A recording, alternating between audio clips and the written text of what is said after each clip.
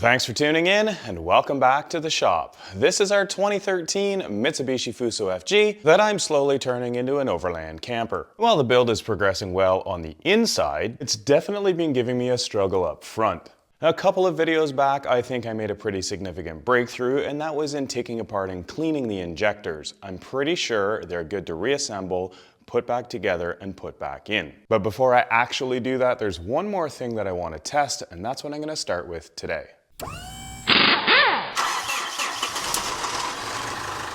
This Mitsubishi Fuso FG uses the 4P10 engine. That 4P10 engine uses Bosch Piezo injectors. What I discovered when taking them apart was that the tips were completely gunked up and everything inside was stuck together. So after putting the tips into my ultrasonic cleaner, soaking in Arch Oil AR6400D, I managed to get all the pieces out. But before I reassemble it, there's one more thing that I need to verify, and that is, can fuel actually come out of the tip, or are all the holes completely clogged as well? The holes in the tip on these common rail injectors are absolutely tiny. In fact, I can't see them with the naked eye. Maybe I can zoom in here and you might be able to see them, but other than that, the only way to know that these are clear is to push something through them. Now when I say push something through them, I don't mean like a piece of wire. I can't see the holes, which means the wire would be incredibly small and it would risk mechanically damaging the hole that is there. So if I can't push anything mechanical through there, what can I push through there? Well, normally there's liquid going through there, diesel. So what if we just try and push some liquid through? Liquid is good at traveling through small holes. So if I just flip the injector tip over and fill it with some liquid, it should come out the other end. But that's not really going to tell me that all of the holes are open. It just means that some fluid can weep through one or more holes if they are clear. I want to know that this has a reasonable spray pattern. So what I really want to do is force it through at pressure, and that gave me an idea. I took some measurements off the injector tip, spent some time in SketchUp, and then 3D printed a small rubber cap that fits over the end of the tip and has a small hole. This hole will allow me to put a small amount of fluid in and then press my air gun in the back and give it a bit of pressure. While that might seem like a little bit of a crude way, it's putting pressurized liquid inside the tip, and I should see if it sprays out of all of the holes.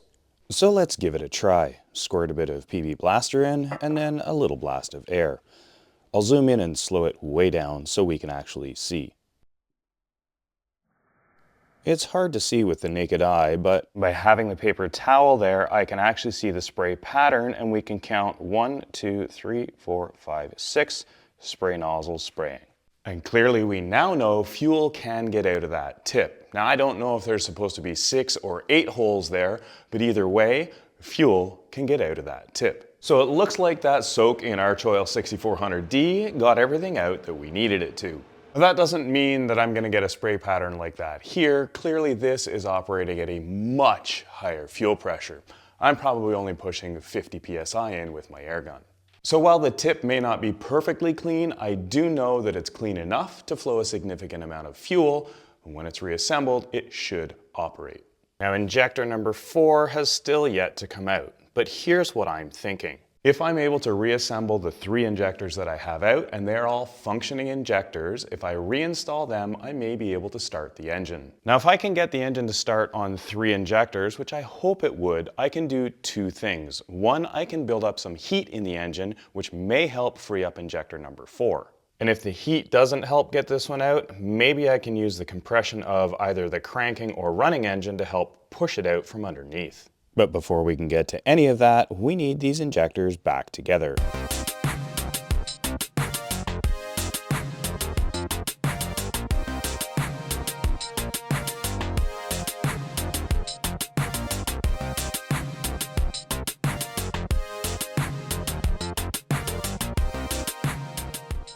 Make sure you don't flip the tip upside down or the insides will fall out. Just tip the 2 halves together to get the pins to line up. Before installing the cap, make sure everything is lined up on the pins, then very carefully lower the cap over the assembly. Before threading the cap on, hold the sides of the nozzle to ensure you don't lose the pin alignment while everything is loose. With a few turns threaded on, reassemble the jig to keep tension on the internals and prevent them from moving out of place while the cap gets tightened.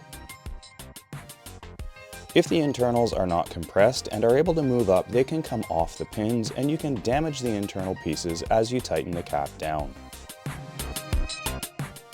Remember that the height of these stop nuts was set when I disassembled the injectors, so I know it's compressing things enough and not too much.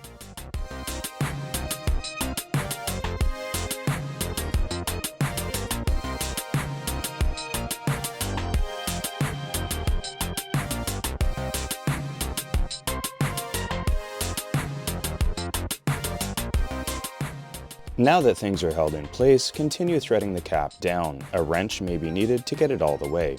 I also added a drop of Loctite.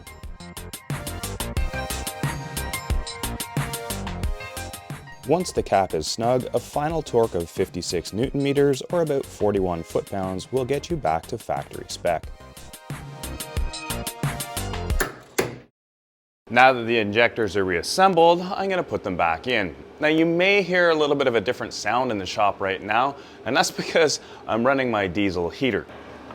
Not so much because it's cold in here, but I'm trying to get rid of all the old diesel out of the truck.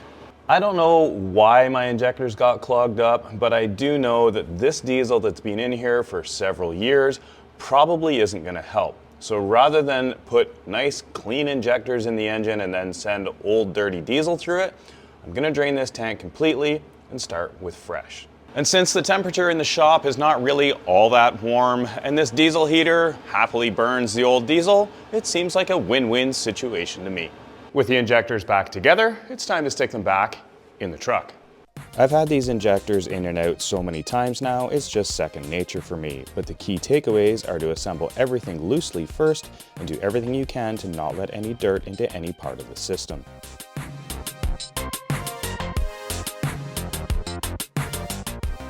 Once everything is in place and the fuel lines are lined up, you can start to tighten everything down.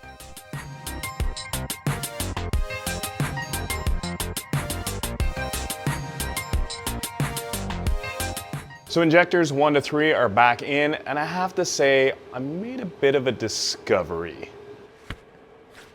At the risk of nominating myself for Internet Idiot of the Week, let's just say I'm gonna give that injector number 4 pulling tool that I created another chance. I will say, it's gonna appear loose in the beginning because I removed it and reinstalled it, but I'm hoping for good reason.